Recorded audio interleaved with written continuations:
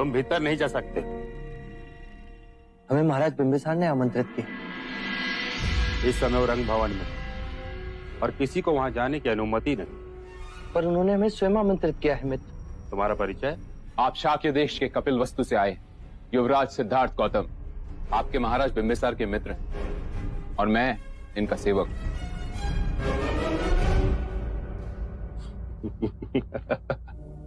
युवराज, और आप, हम कैसे मान लें?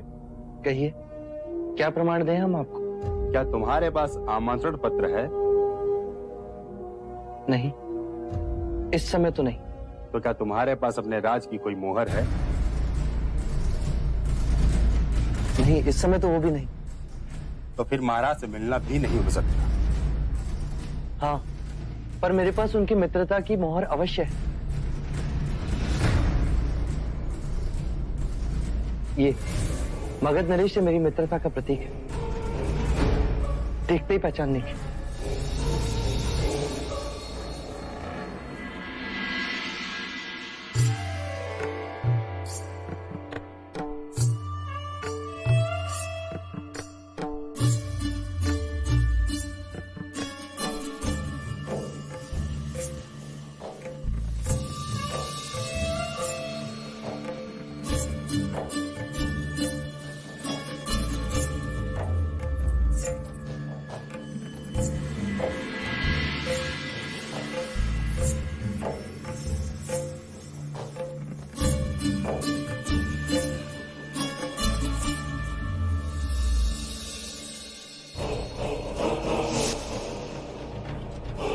ये किस लिए?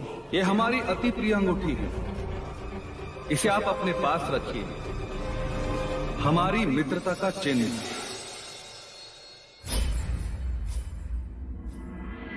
युवराज सिद्धार्थ आए हैं।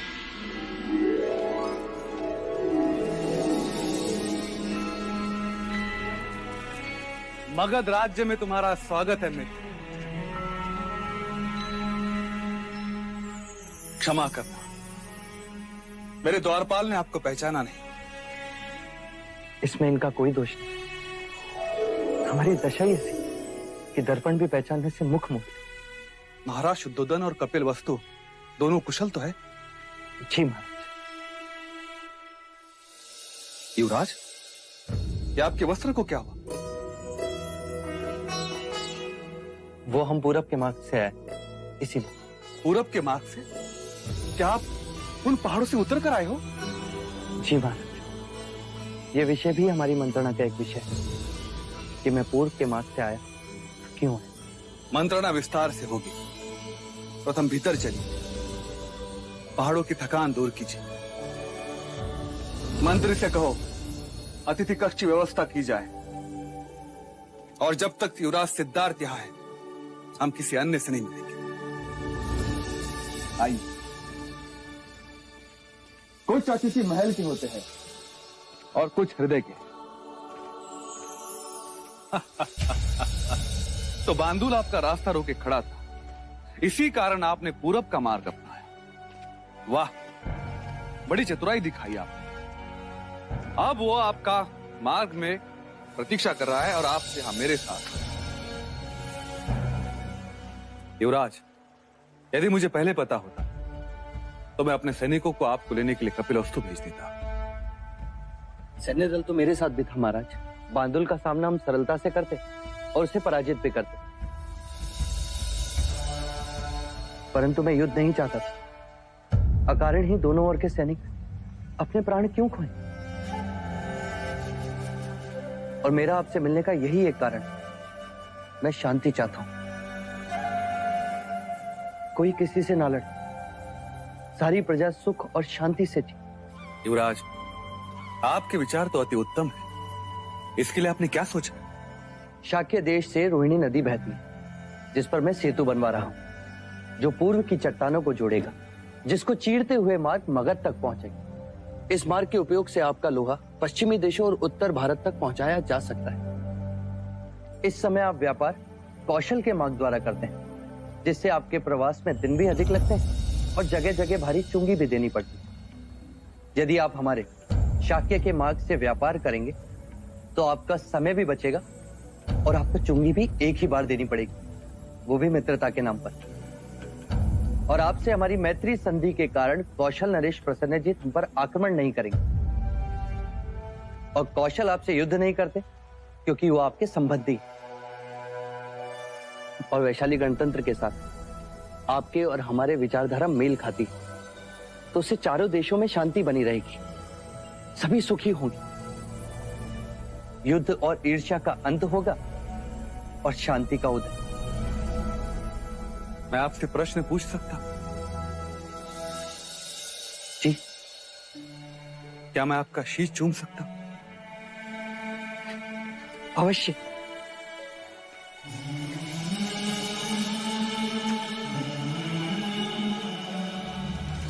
आपके विचार सम्माननीय हैं। आप सच कहते हो, युद्ध से कुछ प्राप्त नहीं होता। मैं मगध नरेश बिंबिसार आज से आपके साथ वचनबद्ध हूं सिद्धार्थ।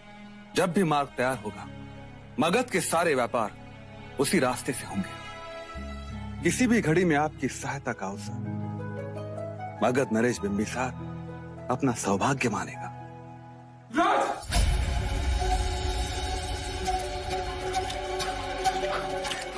मगध नरेश और युवराज की जय हो। क्या हुआ आर्यक? युवराज, कौशल नरेश प्रसन्नजीत ने कपिल वस्तु पर आक्रमण कर दिया है।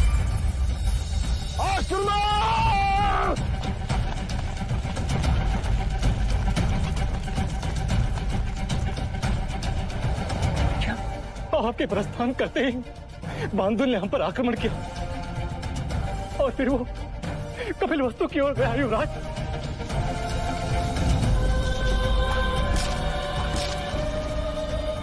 अर्थात आक्रमण दो ओर से हुआ है, एक ओर से प्रसन्नजीत, दूसरी ओर से बांदुल।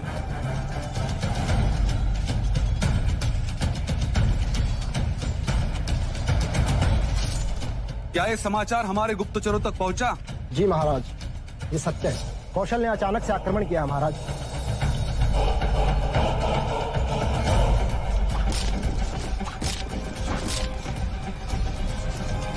युवराज, आप चिंता न करें। सेनापति अंगद से कहो कि सेना को तैयार करें, कूच आज ही होगी। मंत्री चरण को कहो कि हमारे तरफ से प्रसन्नजीत को संदेश भेजा जाए कि इस अनर्थ को रोक दे और इसी समय युद्ध विराम की घोषणा करें, अन्यथा मगध के साथ मित्रता भूल जाए। जी महाराज। मुझे आज्ञा दे महाराज, मेरा कपिल वस्तु पहुंचना अत्यंत आवश्यक। युवराज, आप प्रस्थान करें। हमारे कुछ सैनिक आपके साथ हैं। आपके पैरों के चिन्ह के साथ ही वो आगे कूच करें। मगध आपके साथ है युवराज।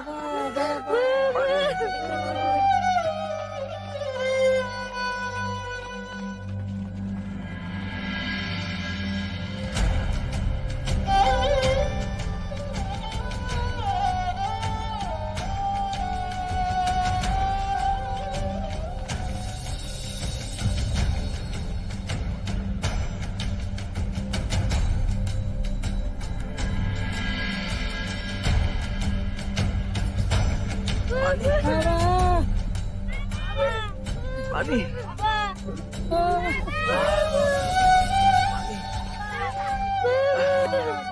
पानी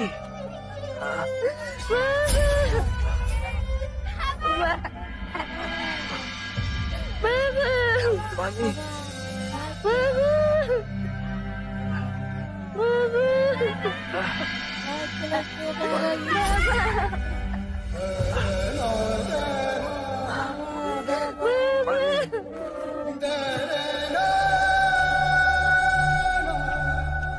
युवराज आ गया, युवराज आ गया।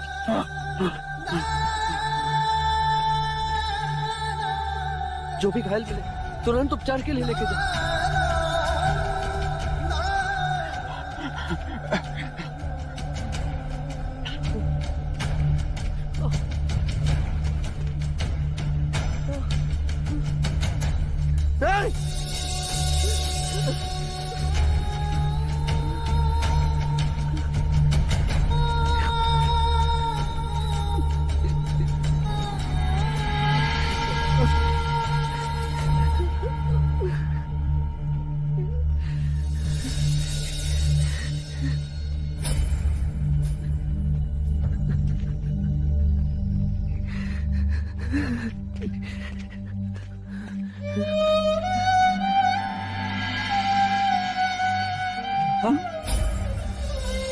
पानी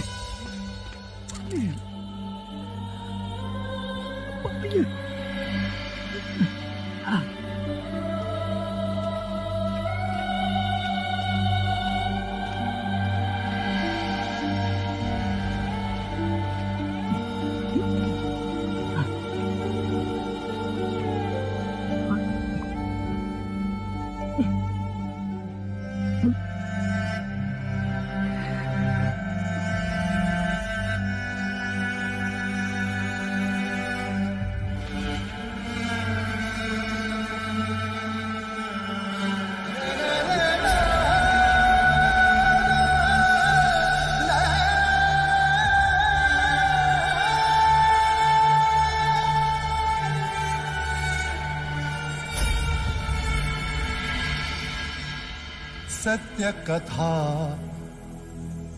पुरुषार्थ कथा सुनो सुनो सिद्धार्थ कथा।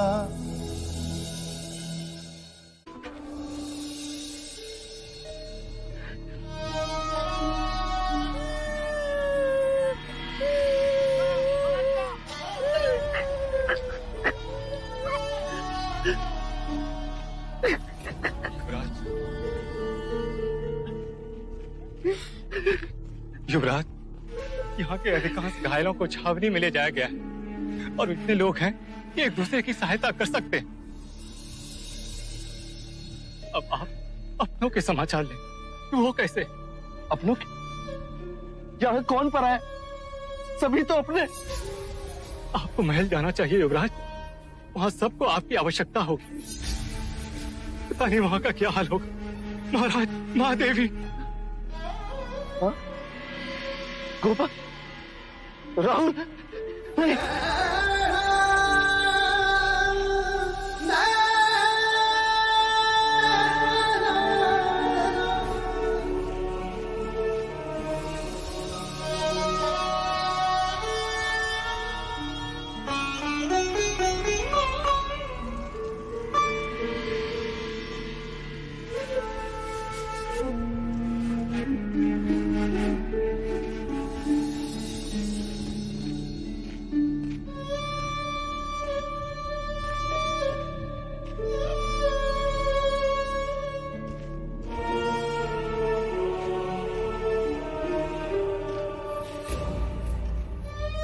युवराज,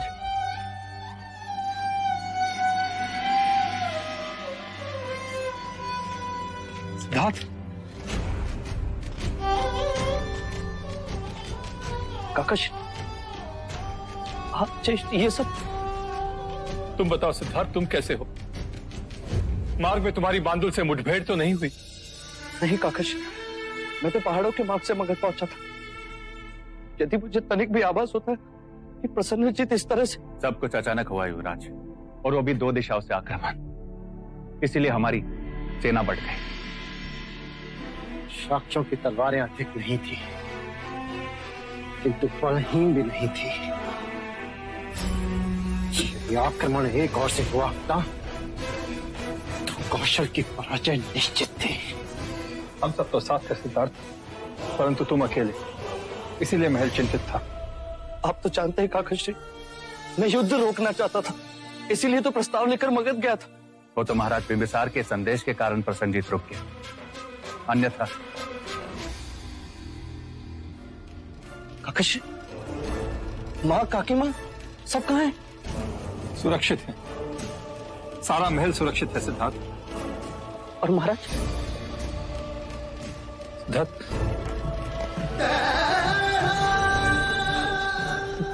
वो महाराज। कहिए काकाश्री, क्या हुआ महाराज को? बताइए काकाश्री। घायल पर सुरक्षित सिद्धार्थ।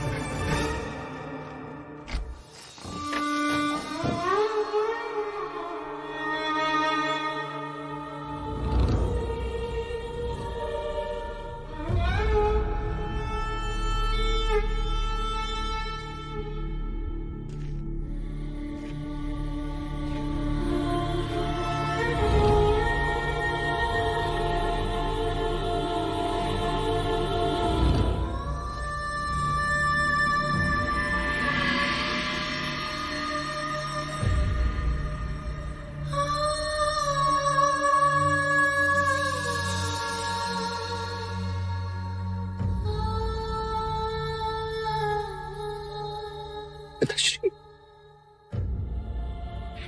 युवराज, युवराज,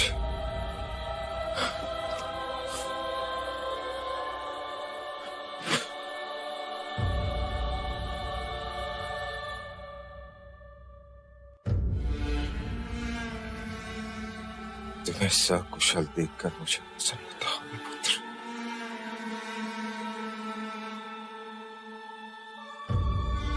कपिल वस्तु का सम्राट सुरक्षित है। अब कपिल वस्तु फिर से अपने पैरों पर खड़ा हो जाएगा। अच्छा पुत्र की तुम यहां नहीं थे, पर मुझे खेद कि मैं यहां क्यों नहीं था, अन्यथा मैं युद्ध होने नहीं देता पिताश्री। नहीं पुत्र, खेद तुम्हें नहीं, खेद मुझे है।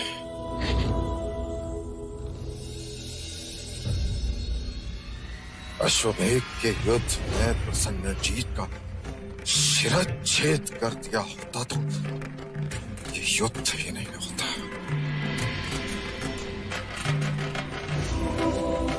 राजनीति में एक गलत निर्णय। वो निर्णय गलत नहीं था पिताजी। उस युद्ध में हमारी विजय उस निर्णय में आधारित ही थी। नहीं युवराज,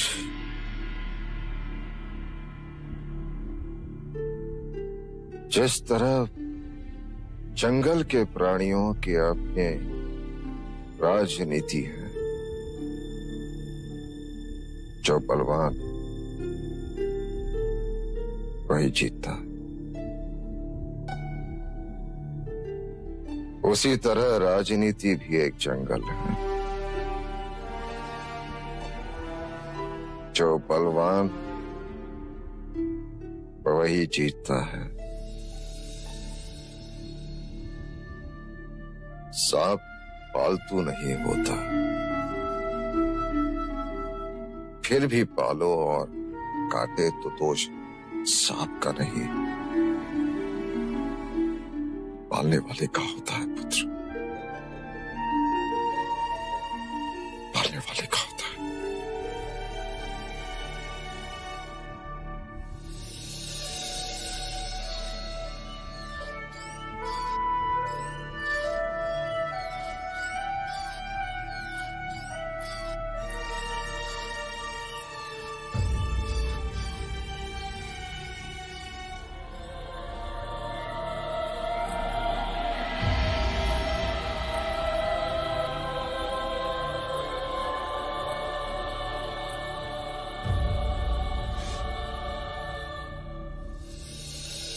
एक युद्ध और चारों ओर दुख का साम्राज्य छा गया।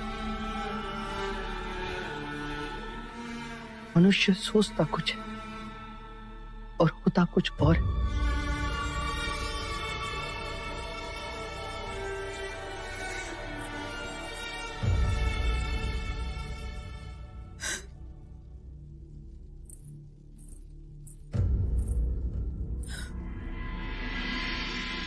सत्य कहा आर्य आपने। अभी कल की ही बात है, कभी सोचा ना था कि इतनी जल्दी ये बात हो जाएगी।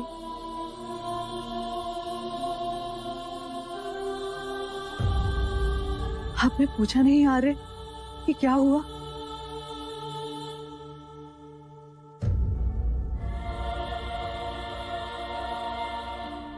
ठीक है, चलो मैं ही बता देती हूँ। कल राहुल पहली बार घुटनों के बल चला और फिर रोने लगा। जब मैंने उसे पुकारा तो यूं हाथों के बल सर उठाकर मुझे देखने लगा और फिर हंस पड़ा।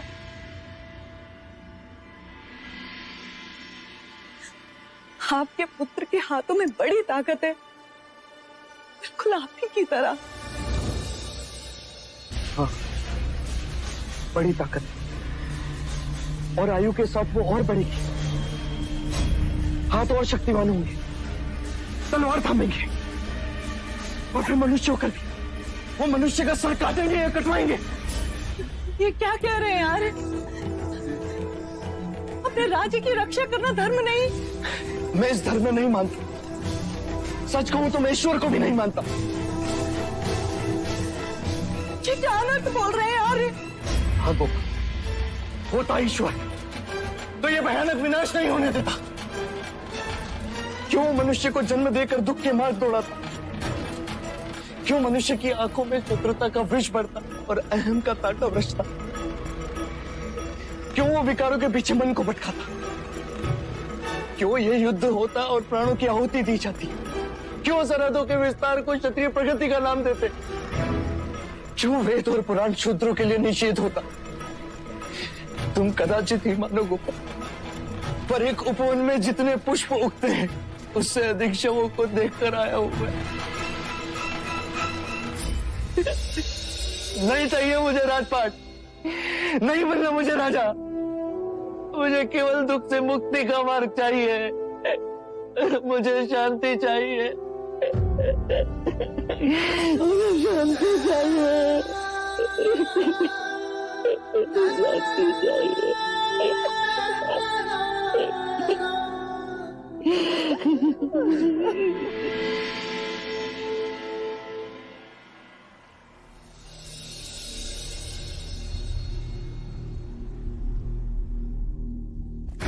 युवराज सिद्धार्थ पधार रहे हैं।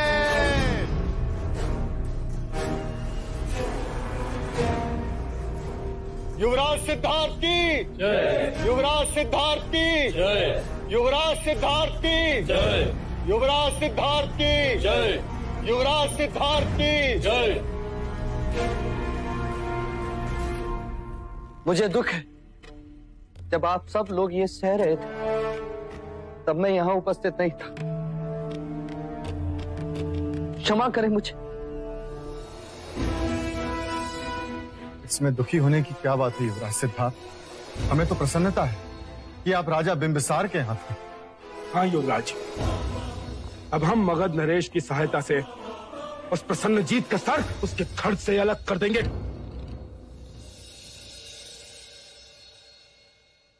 राजा तपोधन, तलवार के साथ हाथ भी कट गए, फिर भी युद्ध की बात।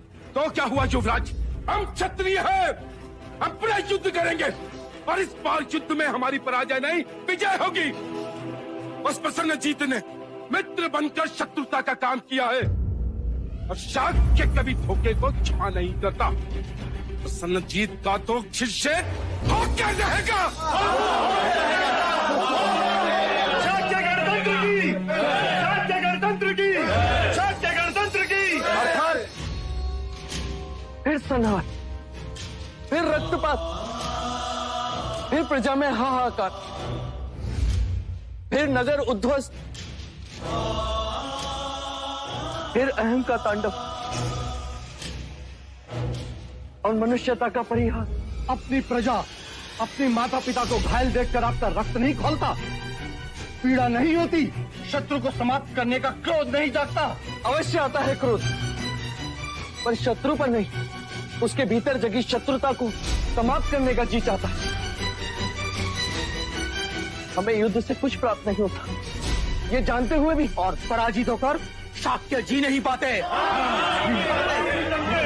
उस बीते कल की सोच को बदलो, आने वाले कल के बारे में सोचो। सर्जन को सदियों लग जाते हैं और विसर्जन को एक पल। अपने विचार अपने तक ही सीमित रखिए युवराज। हमें अपना खोया हुआ स्वाभिमान वापस चाहिए। इस कपिल वस्तु को अपनी खोई हुई प्रतिष्ठा और स्वाभिमान वापस चाहिए युवराज। वापस चाहिए, वापस चाहिए। क्या होता है स्वाभिमान? क्या स्वाभिमान से होती है प्रतिष्ठा?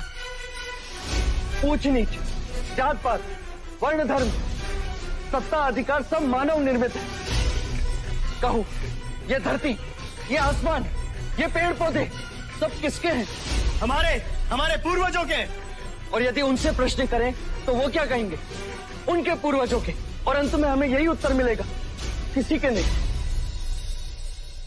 जो वस्तु तुम्हारी थी ही नहीं, उस पर अधिकार की भावना क्यों? ये युद्ध क्यों? युद्ध से कुछ नहीं मिलता, और शांति से? शांति की बात करोगे युवराज तो युद्ध होगा इसी सभा में। नहीं होगी। आप सब मगध की सेना की सहायता से युद्ध करोगे, तो मैं उस सेना को अभी मगध वापस लौटने का आदेश दे देता हूं। युवराज, आपका ये कथन शाक्य गणतंत्र के विरोध में है। हम ऐसा नहीं होने देंगे, नहीं होने देंगे, नहीं होने देंगे। नहीं हो सकता। सेनापति, मतदान इसी समय होना चाहिए। हाँ, इसी समय होना चाहिए। ठीक है, शांत हो जाइए, शांत हो जाइए आप सब।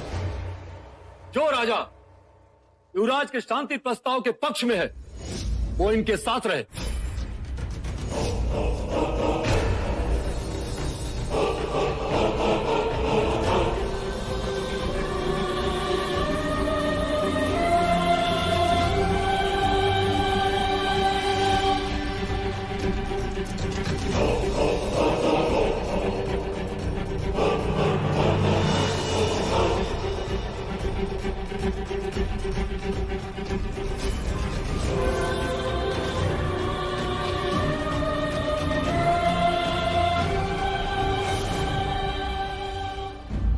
युवराज, महाराज शुद्धोधन यहाँ होते तो वो भी युद्ध के पक्ष में ही होते। राजनीति भी एक जंगल है, जो बलवान वही जीतता है।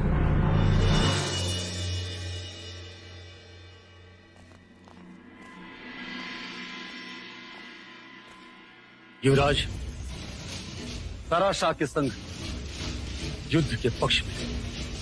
अब निर्णय आपको करना है कि आप इनके पक्ष में हैं या नहीं।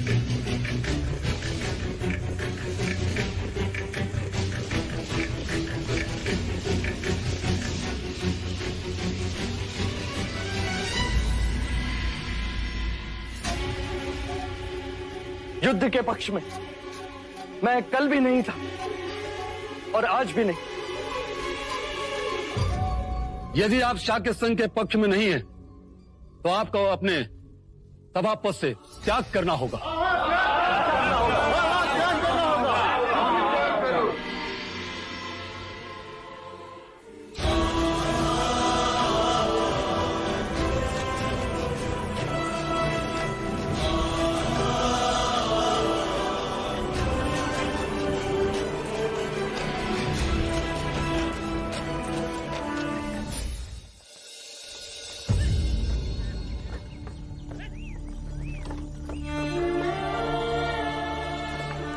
रुको, रुको।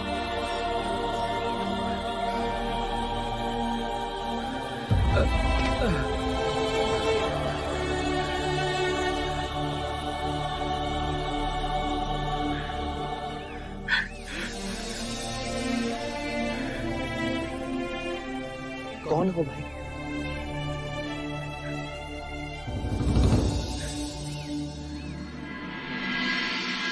गौरी को असत्य बोलने के लिए 10 कोड़े मारने का दंड सुनाया जाता है। नहीं महाराज, मुझे क्षमा कर दो, मुझे क्षमा कर दो। अगर आपके बाद असत्य बोलो तो मेरे अनाज और खेत सब आपके। महाराज, गौरी को क्षमा कर दीजिए। अब से वो कभी असत्य नहीं बोलेगा। महाराज, मैं नगर छोड़ दूंगा और जाने से पहले एक बार युवराज सिद्धार्थ से मिलना चाहता हूँ। आपने मुझे सत्य के मार्ग पर चलना सिखाया। आपका विश्वास बना रहे, इसलिए मैंने किसी भी तरह का लालच न करके कोई भी छल कपट नहीं किया।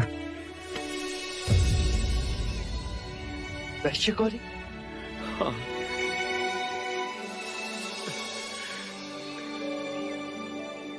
जी हाँ युवराज, वही वैश्य गौरी जिसे सारे नगर ने अपराधी घोषित किया, और आपने मेरी सहायता की, मुझे जीने का अवसर प्रदान किया।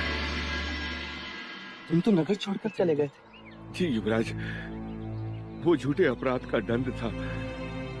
झूठी मोहर लगाकर किसी ने मेरी बलि देनी चाहिए थी, और अब गिरे दूध पर क्या रोना। तो अब तक तुम कहाँ थे? वैशाली चला गया था युवराज। शरीर वहां और हृदय यहाँ। युद्ध पश्चात कपिल वस्तु के बारे में सुना तो दुख बांटने चला आया।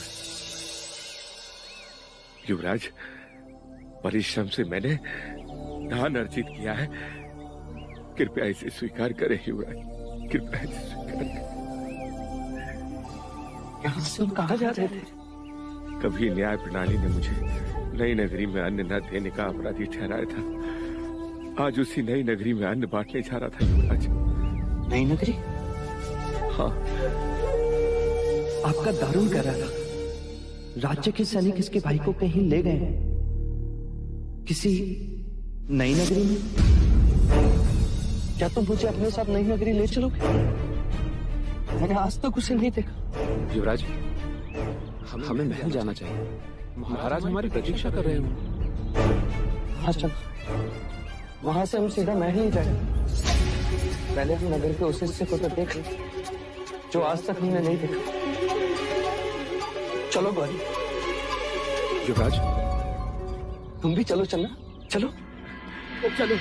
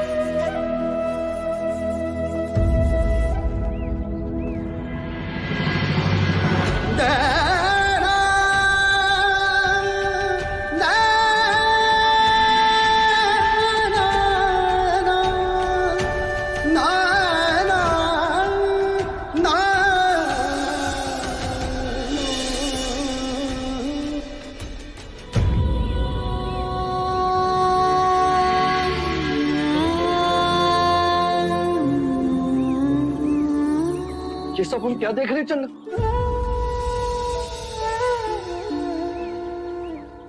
ये सभी अपने पूर्व जन्मों के कर्म फल भोग रहे हैं युवराज। कर्म? पर कर्मफल से तो मनुष्य धनिक बनता है या दरिद्र, ये सुना है। पर ये मनुष्य क्या ये भी कर्मफल का परिणाम है? नहीं युवराज, ये जरावस्था, वृद्धावस्था, जो अमीर और गरीब सभी के जीवन में आती है। वृद्धावस्था धनिक और निर्धन में भेद नहीं करती। तो क्या सब इस अवस्था से गुजरता है? मैं भी, तुम भी? हाँ युवराज, जन्म लेने वाला प्रत्येक मनुष्य आयु के अंतिम चरण में इस अवस्था से गुजरता है। जब यौवन समाप्त होता है, जब इंद्रियां साथ नहीं देती, बचपन, युवानी और वृद्धावस्था, यही जीवन के क्रम है। वृद्धावस्था? रुक जाइए, रुक जाइए, रुक जाइए! क्यों मार रहे हैं आप इसे?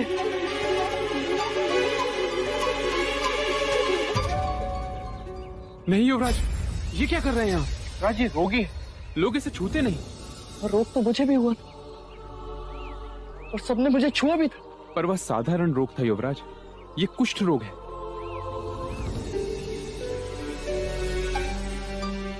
कुष्ठ रोग? तो क्या ये भी सबको होता है? नहीं युवराज, पर इन जैसे कई रोग हैं जिनसे मनुष्य घिर जाता है।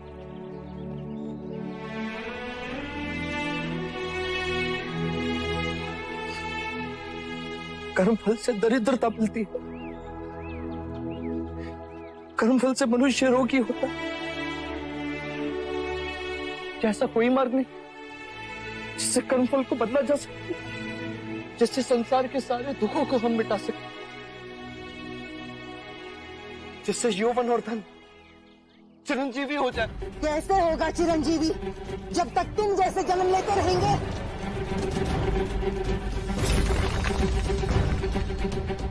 ले चल, चल कर दिखा इस पर। ये क्या कर रही हो तुम? जानती नहीं किससे बात कर रही हो? ये हमारे युवराज हैं। जानती हूँ, इसीलिए फेंके हैं। जीवन भर इसके फेंके हुए अंगारों पर चले हैं हम, अब ये चलेगा? अपने जीवा पर काबू रखो, तुम युवराज से बात कर रही हो। क्या अपराध है मेरा? क्या किया है मैंने? अरे तेरा तो जन्म ही तेरा अपराध है। तेरे लिए आगाही हुई थी, तू सम्राट बनेगा या सन्यासी। इसीलिए तेरे राजा पिता ने सारे नगर के दरिद्र, रोगी, दुखी, वृद्ध लोगों को देश के बाहर किया, उनको धोखा दिया और ये अंधेर नगरी बसाई तेरे कारण। ये तेरा अपराध है, अपराध है।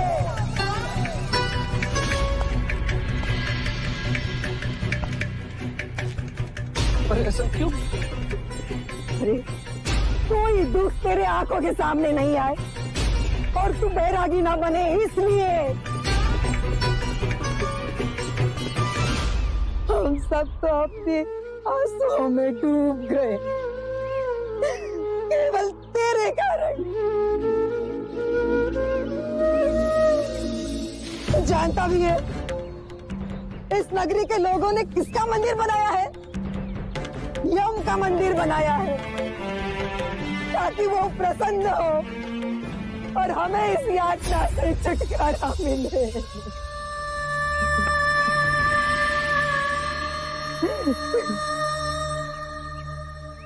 मनुष्यता का कितना बड़ा उपहास। चलना, क्या मेरा जन्म सच में इतना कलंकित? युवराज, ये तो नहीं, ये नहीं हो सकता, नहीं हो सकता ये। अगर विश्वास न हो तो जाकर पूछो अपने राजा पिता से। उसका अभिमान और बलि चढ़ गए हम।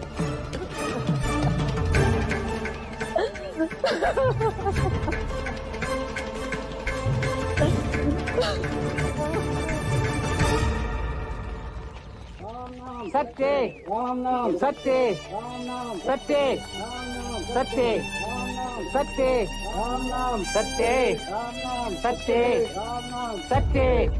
सत्य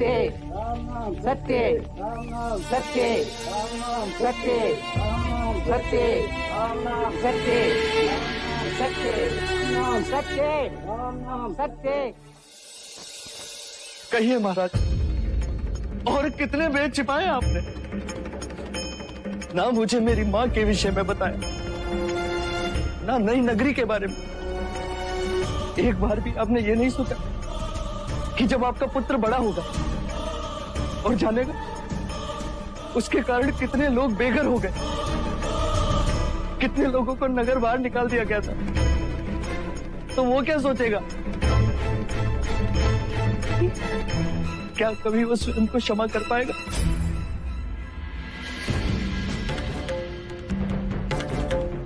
क्या उसने अपने जन्म पर खेद नहीं होगा?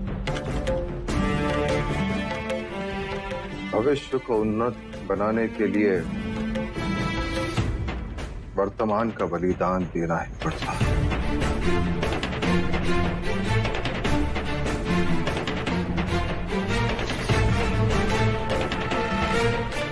अब तुम सम्राट बनोगे तो न जाने कितने लोगों के घर बसाओगे, उन्नति लाओगे। एक योग्य राजा भाग्य से मिलता है प्रजा को, और मैं तुम्हें राजा ही बनाना चाहता था। और एक योग्य राजा देने की इच्छा आप बुरे शासक बन गए पिताजी। पूरी एक पीढ़ी को नरक भेज दिया। सिद्धार्थ, इन्होंने जो किया वो इसलिए किया कि दुख तुम तक ना पहुंचे। और दुख तो पहुंच ही गया ना मां। उन सबके दुखों का बोझ मैं अपने कंधों पर उठाकर चल रहा हूं।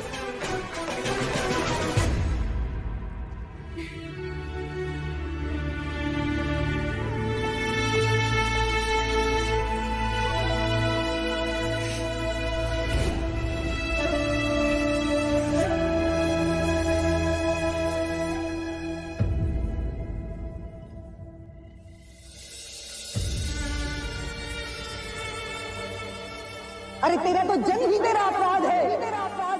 तेरे लिए आगाही हुई थी, तू सम्राट बनेगा या सन्यासी। इसीलिए तेरे राजा पिता ने सारे नगर के दरिद्र, रोगी, दुखी, वृद्ध लोगों को देश से बाहर किया, उनको धोखा दिया और ये अंधेर नगरी बसाई तेरे।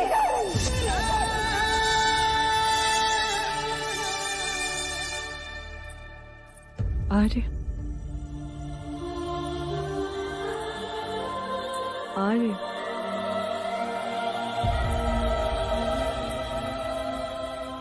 आर्य,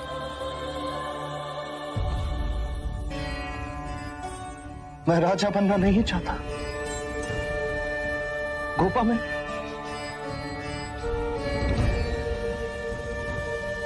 ये क्या बात कर रहे हो? किस विपदा से घिरे हो आर्य? इतने विचार दिए कि 2 बार पुकारने पर उत्तर भी नहीं दिया। मेरे प्रश्न ही अब मेरे लिए यम बन रहे हैं गोपा। न जाने वो कब मेरी सांसें घोटती। क्या हुआ? ऐसी क्या घटना हुई? न जाने मेरे आसपास असत्य की कितनी परतें जो एक के बाद एक खुलती जा रही। जब सब खेल रहे थे तब मुझे महल से बाहर जाने की अनुमति नहीं थी। मुझे बाहर जाने क्यों नहीं थी? वो सत्य आज उजागर हुआ जब मैंने जन्म लिया। मेरी मां केवल 7 दिनों में यमाधीन हो गई। मेरे जन्म के साथ असित मुनि ने मेरे सन्यासी बनने की भविष्यवाणी की और और मैं सन्यासी ना बनूं, इसीलिए नई नगरी बनी। और आज मैंने वो भी देख ली, दुख की चरम सीमा भी देख ली। निर्धन, रोगी, वृद्ध, मृतक, निर्धन और धनी का कर्म चक्र, जन्म और मरण का निरंतर चक्र। मृत्यु सभी को आनी है को, चाहे वो निर्धन हो या धनी। वृद्धत्व किसी को नहीं छोड़ता, ना ब्राह्मण को, न क्षत्रिय को, न वैश्य को, न शूद्र को। मैंने उन वृद्धों की झुर्रियों में लिखे दुखों को पढ़ लिया है को, और अब स्वयं अपने ही जन्म को कोसने लगा।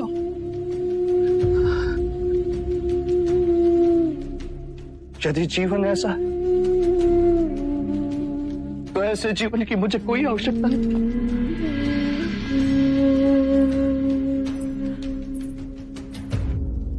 सोच को इतनी सीमित ना बनाओ आर्य कि दुख के आगे देख ना सको। आपने जीवन के बारे में जाना, पर ये क्यों भूल गए कि जीवन में प्रेम भी है और विश्वास भी। स्नेह से सारी पीड़ाएं नष्ट होती हैं। माना कि दुख से जीवन में संघर्ष है, पर प्रेम दुख पर भारी है। देखो, मेरे जीवन में आप हो, आप मुझसे स्नेह करती हो और मैं आपसे, और यही प्रेम दुखों से संघर्ष करने की शक्ति देता है।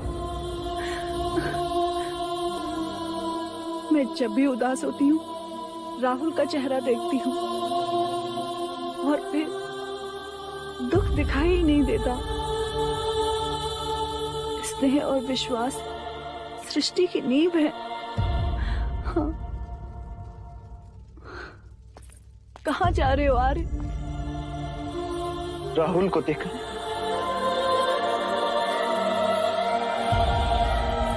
हाथ फैलाओ तो तुम्हें छू सकती हूँ, फिर भी क्यों लगता है कि तुम दूर हो।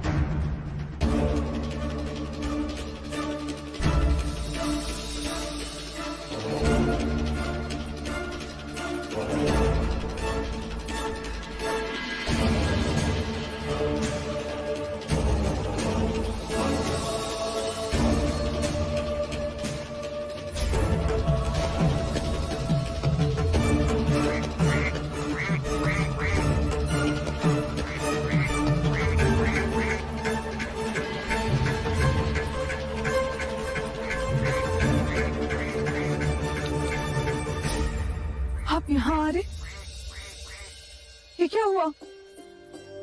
गोपा ये तड़प रहा, कदाचित प्यासा है। कब से मैं इसे पानी पिलाने की कोशिश कर रहा हूं, चिल्लाता है पर पानी नहीं पीता। ये पानी नहीं पिएगा आज। क्या? क्यों नहीं पिएगा? कहते हैं पक्षियों में भी मनुष्य के समान प्रेम भावना होती है। एक के बिना दूसरा जीवित नहीं रह सकता। नभ ने वहां प्राण त्याग दिए, ये मादा भी अपने प्राण दे देगी। विरह ये सह नहीं पाते और एक के बिना दूसरा जीवित नहीं रहता। इनके बीच प्रेम का ही अटूट बंधन है। अर्थात प्रेम की चरम सीमा भी दुख है। कदाचित परिभाषा भी दुख। प्रेम अर्थात अप्रत्यक्ष दुख, केवल दुख।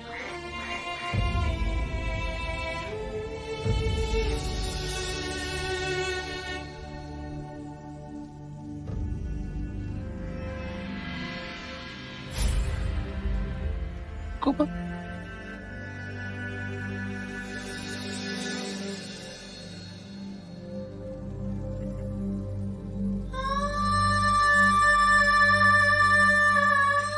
बोलो गोपा, एक दूसरे से इतना प्रेम कि सृष्टि ईर्ष्या कर, और हम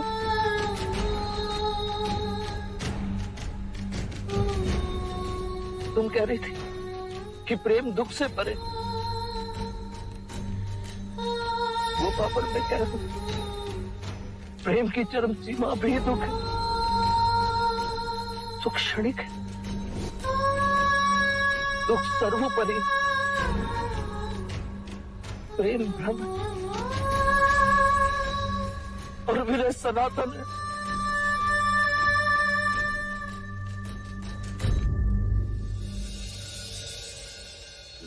सत्य कथा,